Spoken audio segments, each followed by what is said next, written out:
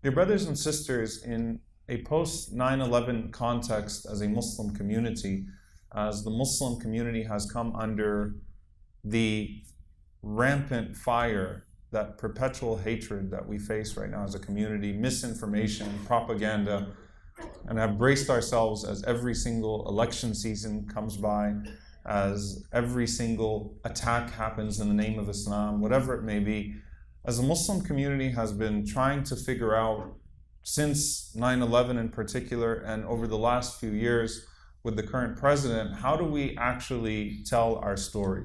How do we actually reclaim our narrative? And those words, reclaiming the narrative, have titled every single Islamic convention.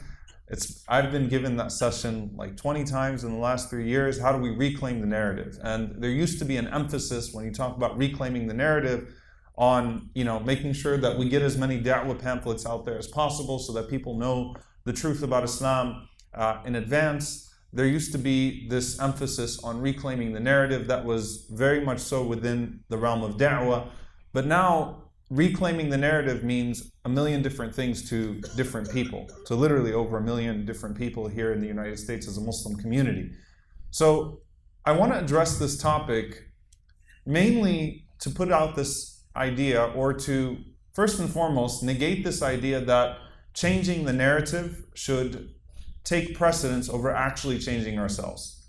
The second thing is that if a person, or if we are looking to change the narrative, if we become inauthentic to who we are in the process, meaning if at the end of the day we're able to usher forward the Muslim community but not remain authentic to our teachings, then we might have changed the narrative, but we would have ultimately failed, because Allah Azza wa Jal requires us to maintain the coreness of our identity and our Islam at the end of it all, as we're out there delivering a message about who we are, about what our religion teaches. We can't lose the core of our identity in the interest of advancing our interests as a Muslim community in the United States. And the third thing is this: there is an authentic way to reclaim the narrative about the Muslim community, about Islam, and those two things don't have to be mutually exclusive, and we actually find a way that the Prophet ﷺ was able to do those things, to actually tell the truth about the community without masking the things they actually needed to change about themselves, or obscuring the things that made them true believers in the first place and made them a group of Muslims with a capital M in the first place. There is a way to find that balance, and you find it from the Prophet ﷺ. And I wanted to actually start off with that very first call, where the Prophet ﷺ talked about what his mission was.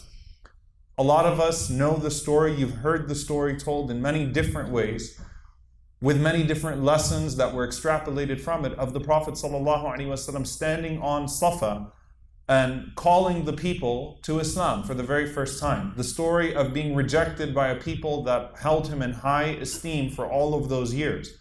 Going from being a beloved member of his community to being ostracized in his community. Going from being someone who was looked at as an honest man, as someone that had the goodwill of the community at heart, to now being looked at as an enemy, an internal enemy who looks to sow seeds of discord amongst his society, who looks to break up the tribes, who is foreign, who has a strange ideology, who is a magician, a sorcerer, and all those types of things. That moment that the Prophet ﷺ stands on that mountain and calls the people to his message, and ultimately faces rejection, or at least in those moments faces rejection, and the call of rejection is led by Abu Lahab, his own uncle. There was a lot that happened before that incident. And maybe understanding a little bit about the context before that incident can help us frame the conversation about what it means to actually get out there with your narrative before somebody else tells your story for you. That was not the first time Abu Lahab heard the message of Islam.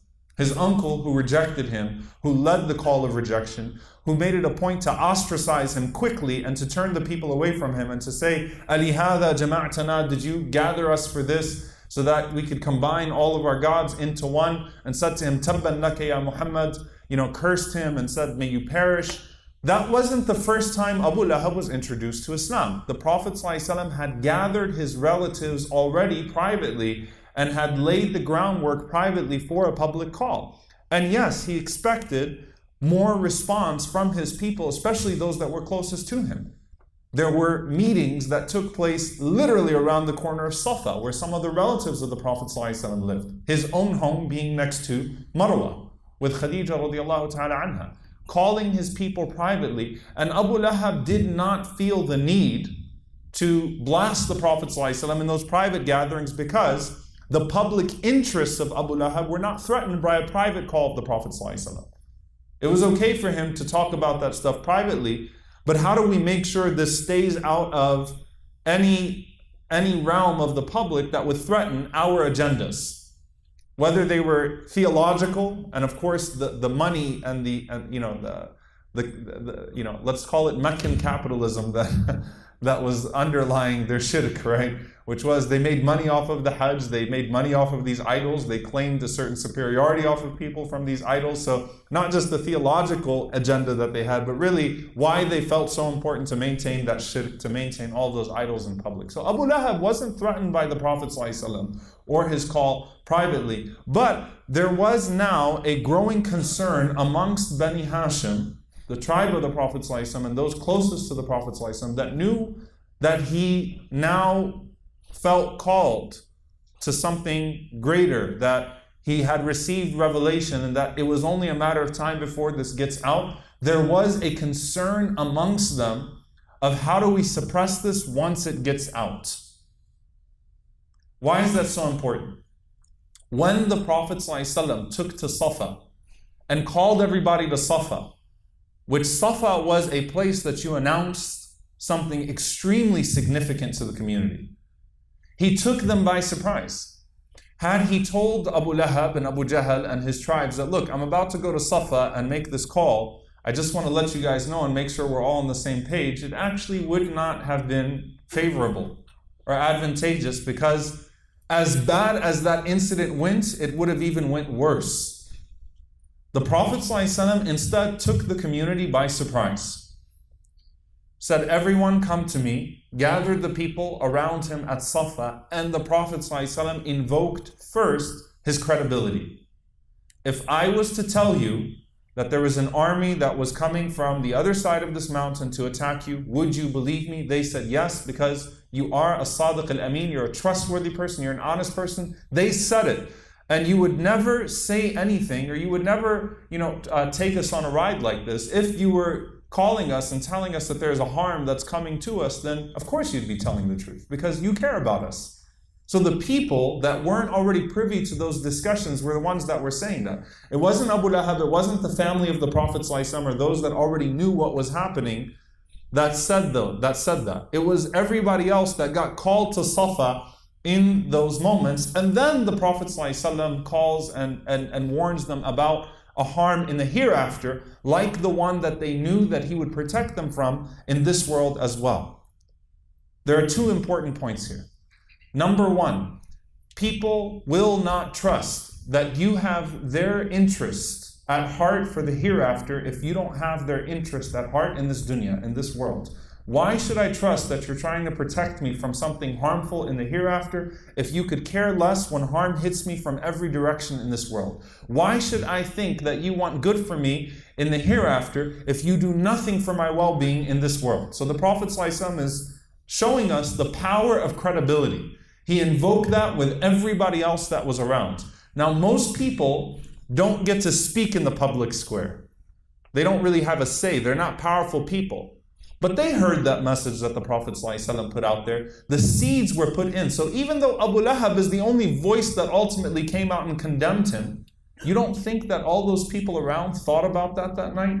Thought about it for some time, and maybe it planted the seeds that were necessary when the Prophet ﷺ came back to them with the full call, the full da'wah. They remembered that. That was some food for thought for them, that you know what? He has always cared about us. He is a Sadiq al-Amin. So we can believe that he's also Rahmatan lil-Alameen, that he's a mercy to the world. We've seen it already. He planted seeds, sallallahu alayhi wasallam. So though only Abu Lahab, as is usually the case, the loudest and most powerful get to dominate the space, he, sallallahu alayhi wasallam, succeeded in planting seeds. He got what he wanted. Had they known that the Prophet ﷺ was going to do that he was going to make a public call, they would have suppressed it the way that they suppressed it after that, all the way until the Islam of Umar radiallahu anhu. So him going to Safa caught them by surprise, allowed him to plant the seed, sallallahu alaihi wasallam, and he invoked his credibility. That's the first thing. Number two, something that's lost upon us usually when we quote this story. The Prophet sallallahu alaihi wasallam, and you can say, of course, this is divinely inspired, divine revelation that came at the right time, that commanded him sallallahu alaihi wasallam to do that, preempted the story that would be told about him in public first. That's important. It was only a matter of time before Abu Lahab took to Safa and said, you know what, everyone, you might hear something come out of my nephew. I want to tell you how crazy he is. I want to tell you what a sorcerer he is. I want to tell you what a liar he is. I want to tell you, I don't know what's happened to him over the last few years. The revelation preempted those that would tell the story about the Prophet ﷺ instead of him being the first to introduce the story to the community. And that's profound. That's very special that the Prophet ﷺ was able to do that he was able to take to Safa and to plant those seeds and recognize as a lesson for all of us that people need to hear from us about our story, not about us. You can't expect people to tell the right story about you, especially when they are going to be inherently threatened by your presence and your call. You can't put too much currency in people saying the right things about you. You have to preempt, if you know that a story is coming about you, about your community, about your deen, you have to have the vision to go out there and to tell that story first, to frame it first, because otherwise you're always playing defense, which is the story of our lives as a Muslim community post 9/11. That there was an assumption that the credibility would speak for itself. The Prophet ﷺ knew the credibility was essential, but he invoked it. There was an assumption that as long as we were good Muslims, as long as we did what we had to do, people would tell the right story about us. Because we do such great work in the community. We're such outstanding citizens here in the United States. Of course our Islam, why would anyone hate us? That was a naivete. And that's not to blame any particular organization or group or community. We were all taken by surprise. The nation was taken by surprise. The community was taken by surprise. And we're continuing to always be surprised. And every day when you open the news, the headlines are more surprising than the day before. No one could have predicted this spectacle politically, religiously, socially. But as a community, we did make an assumption that was flawed. That if we did our part in terms of just being good people, that would be enough. The Prophet ﷺ covered the credibility base. Then he invoked that credibility. He made sure that that credibility was affirmed in the public square. Then the Prophet ﷺ preempted the story being told about him by telling his story first. Even if no one at that time could stand with the Prophet ﷺ and Abu Lahab would ultimately shame him in public, still he got his message out there. He planted the seeds that would be necessary for him now to be able, at least privately, when he met with people, when he spoke to people about who he was, about what his deen was, those seeds were already planted publicly. So what does it mean in our context? So we'll try to adjust seerah back. In our context, according to a media content analysis, 80% of media coverage on Muslims and Islam in the United States is negative. In 2015, which is the last time that this study actually showed it, 2015, 9 out of 10 news stories on Muslims and Islamic organizations were related to violence. 9 out of 10 stories about the community were related to violence. That was the emphasis, whether it was talking about the global community or whether it was talking about the local community, the domestic community here in the United States. So attempts at demonizing people and groups will always exist. Propaganda is always going to be employed. It was employed against the Prophet ﷺ. It was employed against other prophets before him. It was employed against every group of people that could be found vulnerable and could become the liability in the process of someone else garnering support. When you look at the prophets of Allah as they came before, when the wife of Al-Aziz failed at seducing Yusuf alayhi salam, what did she do? She preempted, she said that he was the indecent one. Instead, she accused him of certain things so that he would be imprisoned first, before the story of her fahisha, the story of her own wrongdoing, could be told. When Fir'aun was losing traction in the fight against Musa alayhi salam, because Fir'aun thought initially, I have sorcerers, he's a magician, my magicians will outdo his magician. Will outdo his magic. When that no longer worked, what did he do? He accused Musa alayhi salam of murder and corruption and trying to commit treason and plot on the inside and being a foreign agent and all those other types of things, because his messaging was not strong enough to battle the messaging of Musa alayhi salam. And when the Prophet sallallahu alayhi wasallam's call began surfacing, Abu Lahab didn't think of magician, sorcerer first, liar first. Instead, what did he say? Tabban laka ya Muhammad sallallahu alayhi wasallam. He said, may you be cursed, may you perish, O Muhammad. Did you call us for that? He didn't call the Prophet sallallahu alayhi wasallam a name. They didn't say sahir, majnoon, kahin yet, that he's a sorcerer, a liar. It's when they realized that the Prophet ﷺ's call began surfacing that they had to get unique at discrediting him, calling him a liar, calling him a fortune teller, calling him a sorcerer, calling him a destroyer of homes. They started to employ different types of propaganda because the messaging of the Prophet ﷺ was too strong and his credibility was too strong. Therefore, if you took away the credibility of the Prophet ﷺ, you don't have to answer to the message of the Prophet ﷺ. That's why propaganda exists the way that it does. So when you have Tufail ibn Amr al-Dawsi, who was told to put cotton in his ears when he came from a dose to Mecca and do tawaf, because you don't want to hear what the Prophet ﷺ is going to say. He's this magician, this sorcerer, right? The idea was stuff your ears, because if you hear the Prophet ﷺ, then maybe the messaging will be too attractive. We don't want you to even think about him as being sane. You cannot listen to this man in the first place, right? So instead of Fox News, they had cotton. But the point was, if you can cast enough suspicion about a person or a community, if you can remove their credibility, you can say things about them without having to answer their message, because their messaging supposedly comes from a bad place and they have bad intentions for the community. Well, when you look at the prophets of Allah, what do you see? Didn't Yusuf alayhi salam demand that his name be cleared? Yusuf fought back on the credibility.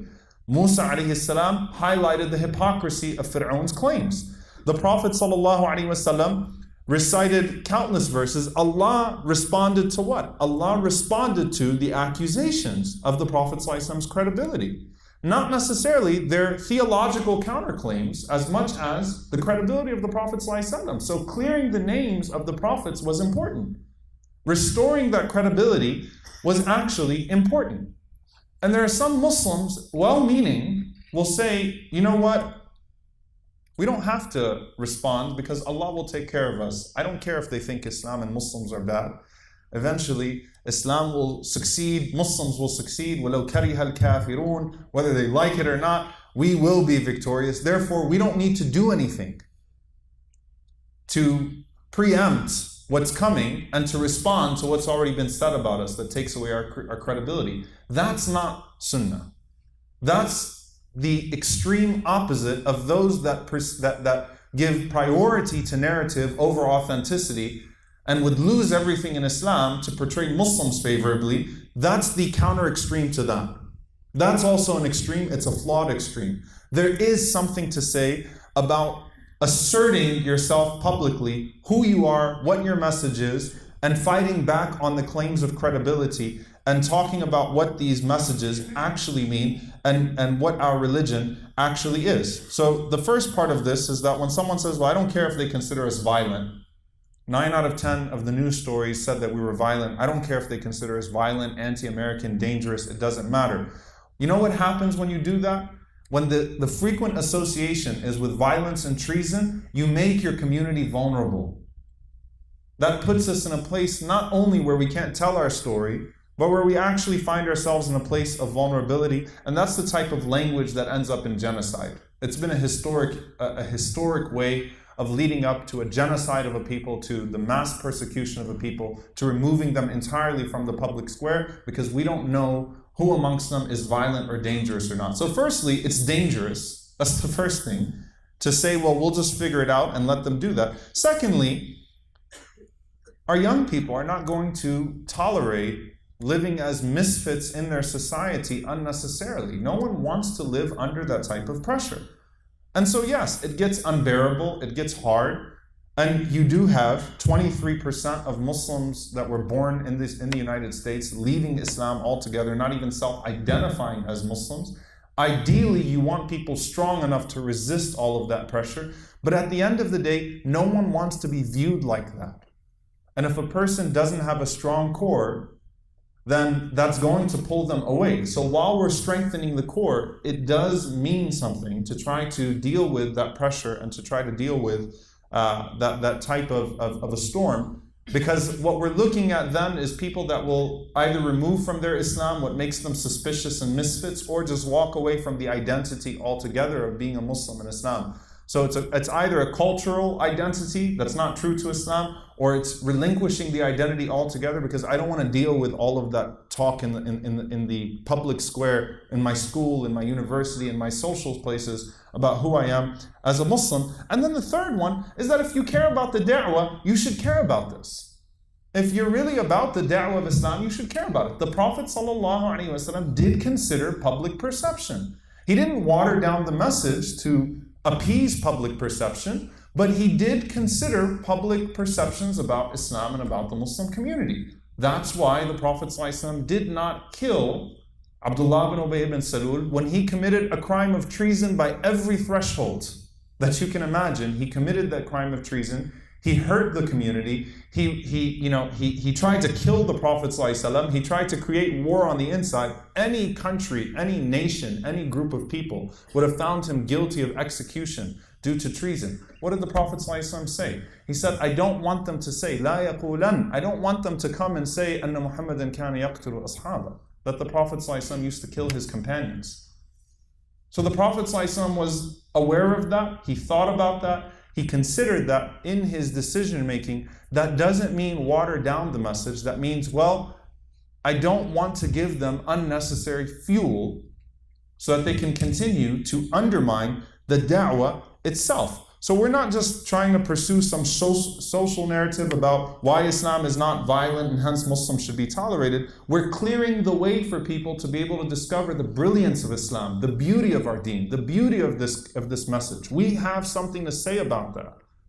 That our religion has something to offer. It's a beautiful religion. And you have to be able to clear those misconceptions and to do so actively in order to do that. So I'll end inshallah ta'ala with two things here.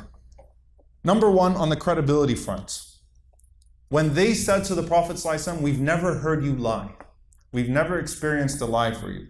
There is room for us to actually cite our track record. So if you talk, first of all, you reject the idea that we should have a threshold for being extraordinary citizens, but we do have a track record as a Muslim community. So when you say, for example, in the American Muslim context, according to the statistics from the Institute for Social Policy and Understanding, 1/3 of our community, being African Americans, have been here as early as anyone else. When they tell you go home, we say that our ancestors as Muslims built this country because they were amongst the slaves that were brought to this country.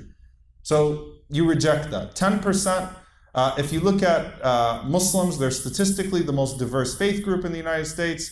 The idea that we suppress our women, Muslim women, American women, surpass their male counterparts in education. In Michigan alone, Muslims account for 2.5% of the population. But even though they account for 2.5% of the population, they're 15% of the state's doctors, 10% of the state's pharmacists, 4 to 5% of their small businesses. And $117 million in Michigan alone was donated to local and international charities in 2015. In New York, Muslims are 9% of the population, yet they account for more than 9% of the city's doctors, serving over 5 million patients annually, 12% of the state's pharmacists, 11% of its engineers, 1,000 of its police officers, firefighters, 10,000 of its teachers, educating 250,000 kids. You get the point.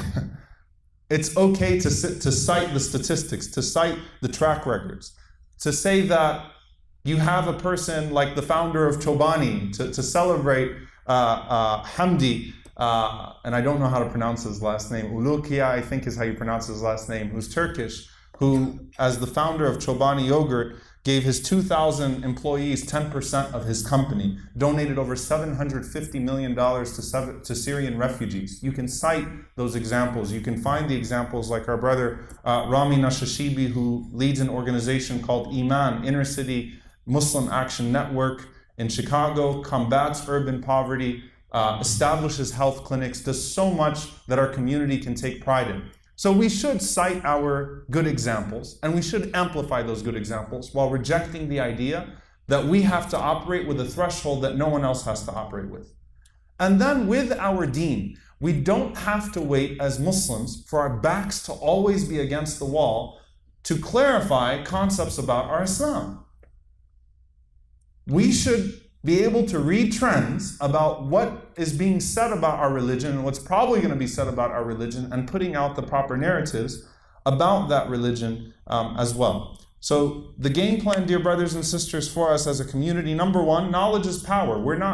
If you're not selling the truth anymore, then you've already failed. But we have to know the truth about our religion, about our community, so that we can amplify it in those spaces. Not only that, by the way, but point to the hypocrisy of those who put our community under the microscope. Show the agendas of those who try to portray the Muslim community in a certain way, who try to portray Islam in a certain way, so they could continue to ravage the Muslim world and also in the process sink this own country into poverty while destroying the infrastructure of other countries by portraying Muslims and Islam as inherently barbaric. We highlight excellence while being honest. We have issues as a community. They're not unlike the issues of other communities, and we have to come up with solutions with dealing with those issues. But at the same time, not in arrogance, we have people that we can be proud of, and we can push back on this idea that Muslims have been a negative impact in this country. Number three, amplify the megaphones. And this is the last one. Obviously, I would tell you to support Yaqeen Institute, because I think it's important for us to be able to put that message out there. Supporting institutes, supporting the megaphones that amplify the true message of Islam in those positions of power or in those spaces is important. Supporting institutes like ISPU that collects the data on the Muslim community, that pushes back and cites our credibility, is important, because when we have our space, then we're able to better assert our truth. That's why Ibn Mas'ud radiallahu anhu said about the Islam of Umar ibn Khattab radiallahu anhu, when Umar became Muslim, it was a day of victory for Islam, because it was the first time since Safa that the Muslims were able to go out there publicly and assert their own truth. So we ask Allah subhanahu wa ta'ala to allow us those spaces to be able to assert our truth. We ask Allah to make us dedicated to that truth.